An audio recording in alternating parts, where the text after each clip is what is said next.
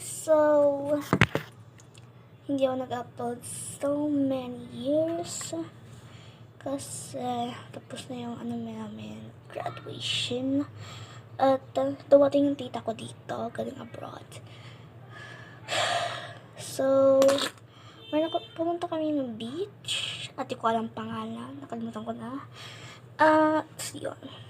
Meron kaming nakuhang mga corals at meron shells. Kita ko lang. Mas meron may nakuhang malaki. Ay! Ay! Nagigilig ako, guys. Yeah. At nakakatawa itong mga kagat-kagat na ito. Hindi ko alam yan. What is that?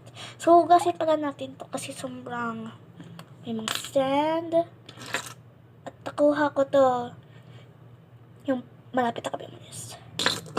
Nag-overnight kami doon. So, let's go. Wash muna natin itong malaki. Sa tabo pala ako nag-wash. Ito siya. Siyempre, nilinisin na natin mamaya-maya. Natin-stay siya. At meron ako nakuhang coral na pink. Ganda niya. Nakuha ni Papa. Collection ko to. Ayan. May shell na malaki. Marami pa ako nakuhang mga shell. So, isipid na lang natin to. Isipid. So, nadalit ko yung part na pinang Nadalit ko yung part na mabilis. Pero ayan, nagbago na. Tapos na ako nadalit ko na. Kung accidentally na ako siya, napindot ko dyan. So, papito yung mga nakukas ko. Sayang.